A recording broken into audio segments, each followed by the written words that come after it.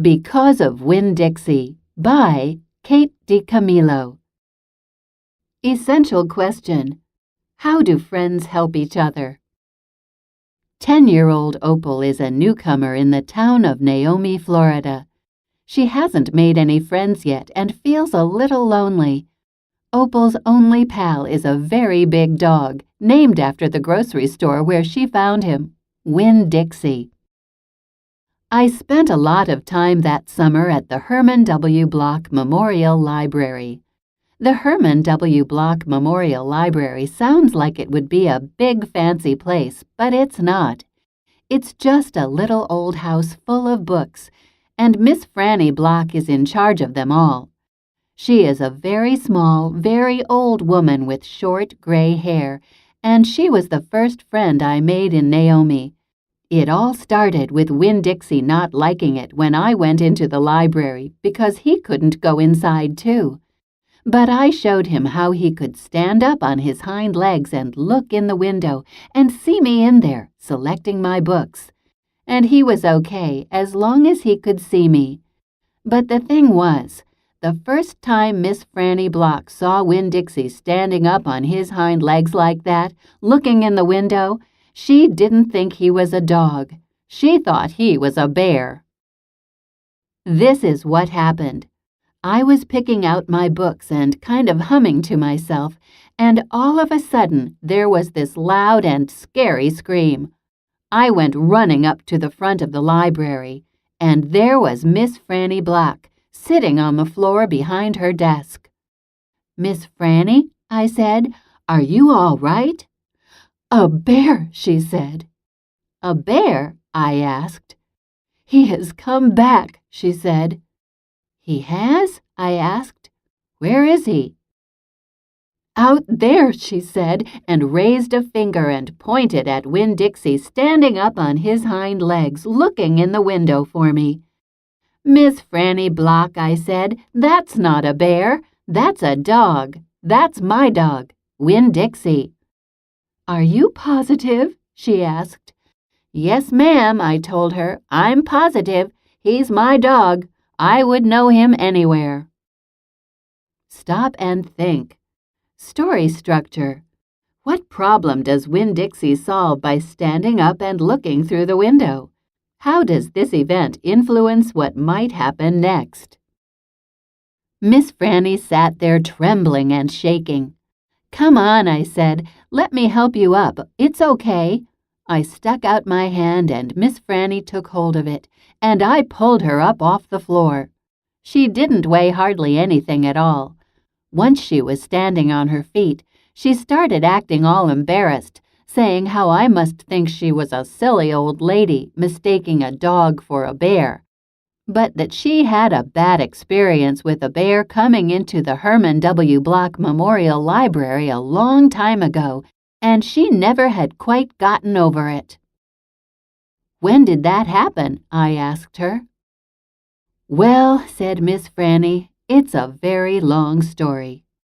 "That's okay," I told her. "I am like my mama in that I like to be told stories. But before you start telling it, can Winn Dixie come in and listen too? He gets lonely without me." "Well, I don't know," said Miss Franny. "Dogs are not allowed in the Herman W. Block Memorial Library." "He'll be good," I told her. "He's a dog who goes to church." And before she could say yes or no, I went outside and got Winn Dixie, and he came in and lay down with a humph and a sigh right at Miss Franny's feet. She looked down at him and said, "He most certainly is a large dog." "Yes, ma'am," I told her. "He has a large heart, too." "Well," Miss Franny said. She bent over and gave Winn Dixie a pat on the head, and Winn Dixie wagged his tail back and forth and snuffled his nose on her little old lady feet. Let me get a chair and sit down so I can tell this story properly.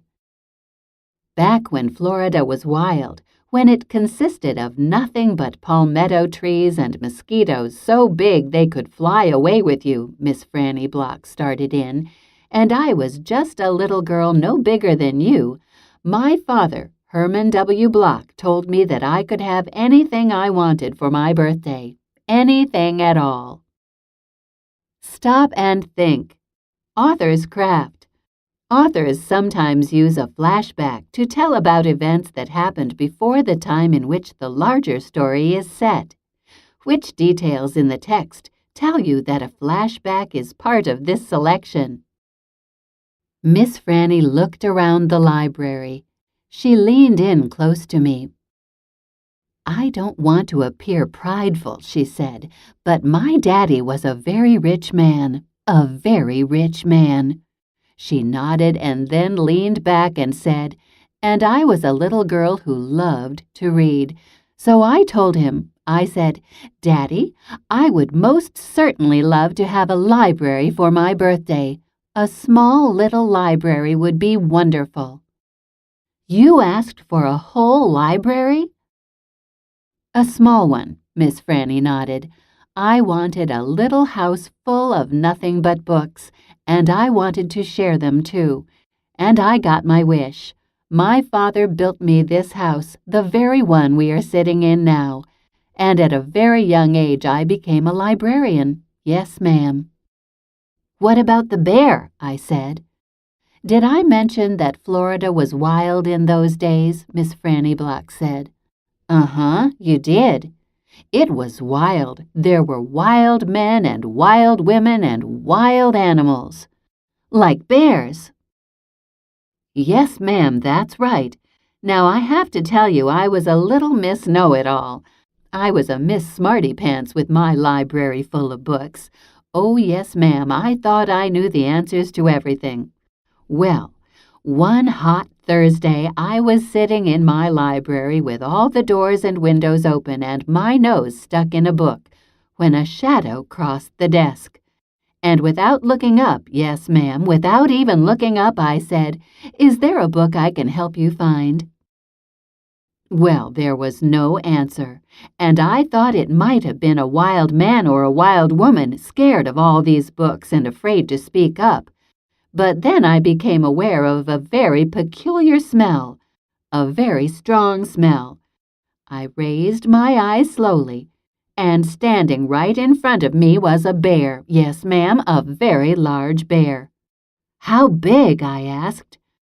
Oh, well, said Miss Franny, perhaps 3 times the size of your dog. Then what happened? I asked her. Well, said Miss Franny, I looked at him and he looked at me. He put his big nose up in the air and sniffed as if he was trying to decide if a little Miss Know-it-all librarian was what he was in the mood to eat. And I sat there, and then I thought, well, if this bear intends to eat me, I am not going to let it happen without a fight. No, ma'am. So very slowly and very carefully I raised up the book I was reading. What book was that? I asked. Why, it was War and Peace, a very large book. I raised it up slowly, and then I aimed it carefully, and I threw it right at the bear and screamed, Be gone! And do you know what? No, ma'am, I said. He went, but this is what I will never forget. He took the book with him. Nuh-uh, I said. Yes, ma'am, said Franny. He snatched it up and ran. Did he come back? I asked. No, I never saw him again. Well, the men in town used to tease me about it. They used to say, Miss Franny, we saw that bear of yours out in the woods today. He was reading that book, and he said it sure was good, and would it be all right if he kept it for just another week? Yes, ma'am, they did tease me about it. She sighed. I imagine I'm the only one left from those days. I imagine I'm the only one that even recalls that bear. All my friends, everyone I knew when I was young, they are all dead and gone. She sighed again. She looked sad and old and wrinkled. It was the same way I felt sometimes, being friendless in a new town and not having a mama to comfort me. I sighed too. Winn-Dixie raised his head off his paws and looked back and forth between me and Miss Franny. He sat up then and showed Miss Franny his teeth. "Well, now look at that," she said. "That dog is smiling at me." "It's a talent of his," I told her. "It's a fine talent," Miss Franny said, "a very fine talent." And she smiled back at Winn-Dixie. "We could be friends," I said to Miss Franny. "I mean, you and me and Winn-Dixie, we could all be friends." Miss Franny smiled even bigger. "Why, that would be grand," she said, "just grand." And right at that minute, right when the three of us had decided to be friends, who should come marching into the Herman W. Block Memorial Library but old pinch-faced Amanda Wilkinson. She walked right up to Miss Franny's desk and said, "I finished Johnny Tremain and I enjoyed it very much. I would like something even more difficult to read now because I am an advanced reader." "Yes, dear, I know," said Miss Franny. She got up out of her chair. Amanda pretended like I wasn't there. She stared right past me. "Are dogs allowed in the library?" she asked Miss Franny as they walked away. "Certain ones," said Miss Franny. "A select few." And then she turned around and winked at me. I smiled back. I had just made my first friend in Naomi, and nobody was going to mess that up for me, not even old pinch-faced Amanda Wilkinson. Stop and think. Summarize. Summarize the main events in Miss Franny's bear story.